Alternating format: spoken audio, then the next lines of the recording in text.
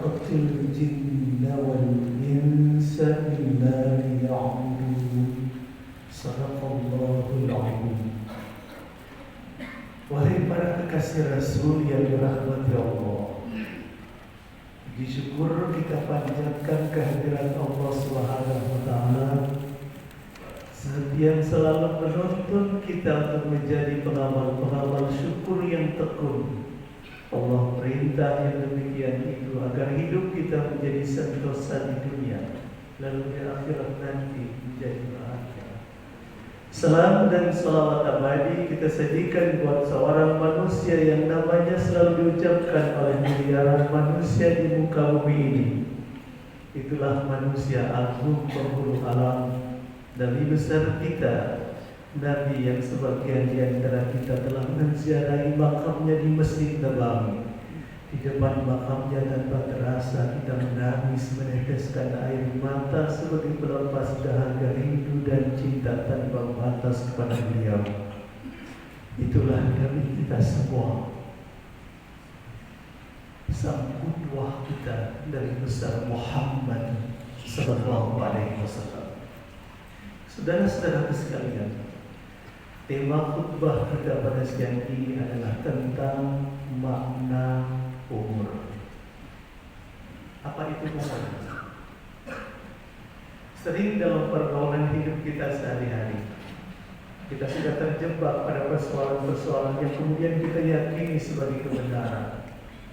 Tapi kalau kita analisa dengan menggunakan pisau analisa secara tajam, terutama Al-Quran dan As-Sunnah, maka sedikit atau banyak ada anomali, penyimpangan-penyimpangan, termasuk perspektif kita tentang umur selama ini. Kita sering mengatakan yang namanya umur itu urutan angka di dalam ruang dan waktu yang kita jalani. Jadi kalau ada anak kita usianya 30 tahun, dia masih bertepuk dada karena merasa usianya masih muda. Ada kakek kita usianya 60, 70, bahkan 80 tahun, dia masih terbahak-bahak tertawa sambil merayakan ulang tahunnya di hotel-hotel mewah dan lupa melakukan koreksi total pada perjalanan hidupnya. Ada orang boleh jadi wafat 25 tahun. Logika matematis kita mengatakan tidak mungkin masuk surga. Usianya baru 25, produksi ibadahnya belum banyak.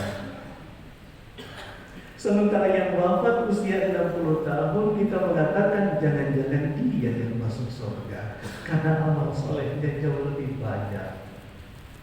Saudara-saudaraku, di sisi Allah yang diminta oleh Allah adalah pendekatan kualitatif kita, bukan pendekatan kuantitatif. Maka boleh jadi ada yang usianya 30 tahun diwafatkan oleh Allah, dia sukses masuk dalam surganya Allah, sedangkan yang wafat usia 70 tahun gagal masuk dalam jannahnya Allah. Karena yang Allah minta dari kita adalah pendekatan kualitatif dari kita.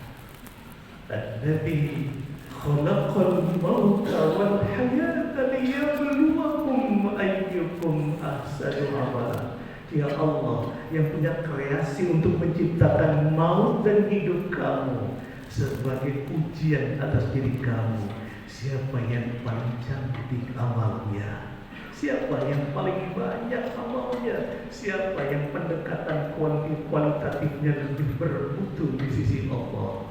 Bukan aktsaru amala, yang paling banyak amalnya, tapi ahsanu amala. Lalu apa sih yang disebut dengan umur? Umur itu terdiri dari 3 huruf. Ain, mim, dan ro. Bukan alif, mim, dan ro. Yang makna asalnya adalah menekan ke dalam sehingga bahagian terdalam dari sesuatu itu nampak keluar. Makna lainnya adalah memeras, mengeksplorasi,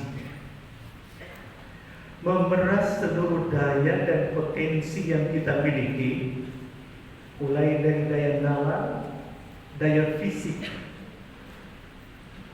kemudian daya hidup, sampai kepada daya kalbu, untuk satu target, memakmurkan kalbu, sehingga kalbu dari waktu ke waktu bertambah dekat dengan Allah.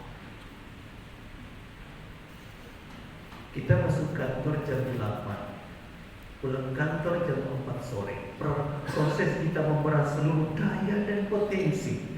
Pertanyaan besarnya, tantangan besarnya, akankah dari jam 8 sampai jam 4 sore adalah perwujudan mencari keridhaan Allah, sehingga jam 8 sampai jam 4 sore membuat diri kita bertambah dekat dengan Allah, atau sebaliknya? Kalau membuat kita bertambah jauh dengan Allah, dia tidak layak disebut umur. Hidup-hidup dalam urutan angka saja ampas, tidak ada isi santan sama sekali. Itu sebabnya kalau kita hidup di dalam agama, kita akan rela diatur oleh Allah, dan yang dituju dalam orientasi semua ibadah adalah ridho Allah Subhanahu wa ta'ala.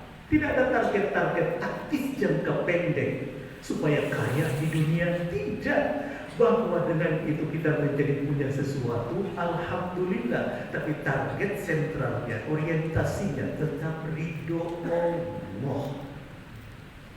Capek hidup ini kalau hidup dipretensikan hanya untuk kehidupan taktis jangka pendek dunia semata-mata, lalu kita lupa dengan kehidupan akhirat, kehidupan strategis jangka panjang, akhirat dan ridho Allah Subhanahu. Sementara usia produktif kita faktanya lebih banyak habis di ruang kerja kita. Faktanya hari ini kita masuk kantor bekerja dari jam usia 23 tahun, lalu kemudian pensiun 56 tahun, lebih banyak dihabiskan. Akankah proyeksi seluruh aktivitas kita hari ini sudah diarahkan dalam rangka ridho Allah sehingga pantas disebut umur, atau sebaliknya? Itu sebabnya saudara-saudara, dalam Yasin surah 36 ayat 68 Allah mengatakan, wa man nu'ammirhu, barang siapa yang kami panjangkan umurnya secara kuantitatif, jumlah, nunakkishu fil khalq, akan terjadi hukum sunnatullah pada dirinya. Kami kurangi nikmat yang ada pada dirinya secara kualitatif, sedikit demi sedikit. Saking sedikit demi sedikit, sehingga kadang yang bersangkutan tidak merasa bahwa sebetulnya sedang terjadi perubahan frontal pada tubuh biologisnya. Dulu waktu lahir rambut satu warna, sekarang perlahan tapi pasti jadi dua warna. Dulu waktu lahir, mohon maaf, tidak pakai kacamata, sekarang harus pakai kacamata. Afala yaqilun, kenapa kamu tidak mengakal? Allah gedor nalar kita. Kenapa kamu tidak menggunakan nalarmu untuk berpikir tentang semua proses perubahan pada tubuh biologismu yang mengantar kamu untuk insaf dan sadar pentingnya melakukan koreksi total, evaluasi total sebelum kita menutup mata panjang. Sebagai penutup, saya ingin sampaikan ada sebuah sejarah di zaman Bani Abbasiyah. Seorang khalifah bernama Harun al-Rasyid dalam satu sidak perjalanan kerja ke satu desa, dia ketemu dengan seorang kakek. Lalu kemudian terjadi dialog. Umur kakek sekarang berapa tahun?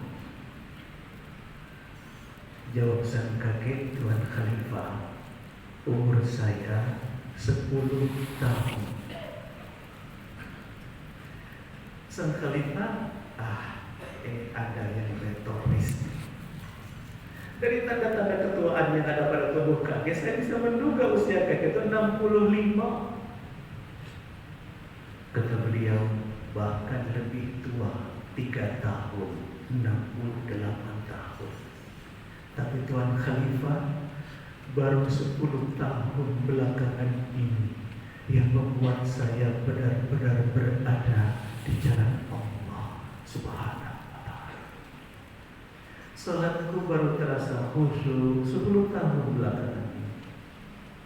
Sebelum 10 tahun aku kesulitan untuk menjaganya. Zakatku terasa ikhlas 10 tahun terakhir ini.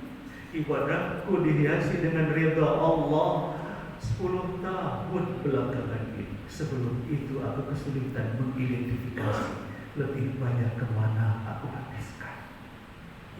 Semoga masa-masa yang sudah kita lewati layak disebut umur, sehingga saatnya nanti ketika kita menutup mata panjang, kita tersenyum menghadap Allah Subhanahu wa Ta'ala.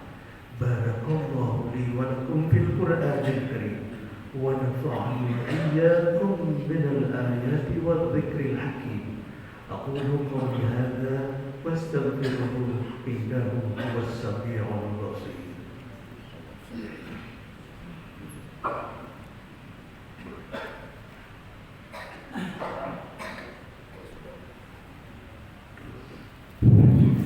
Alhamdulillahilladzi nahmaduhu wa nasta'inuhu wa nastaghfiruh wa na'udzu billahi min shururi anfusina wa min sayyiati a'malina. May yahdihillahu fala mudilla lahu wa may yudlilhu fala hadiya lahu.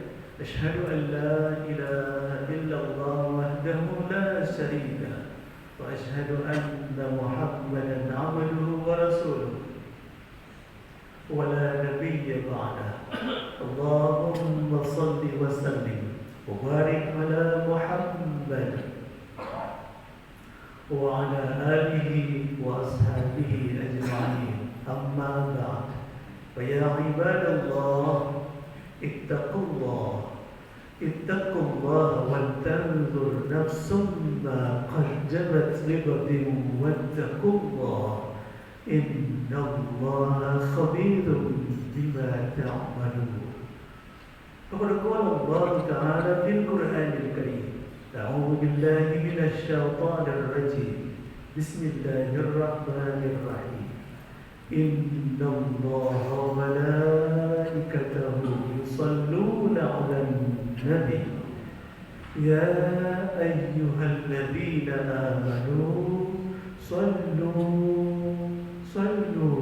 عليه وسلموا تسليما.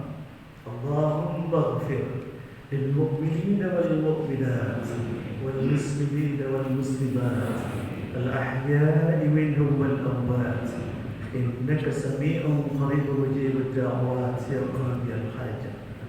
اللهم فتح لنا حكمتك وانصر علينا رحمتك يا ذا الجلال والإكرام.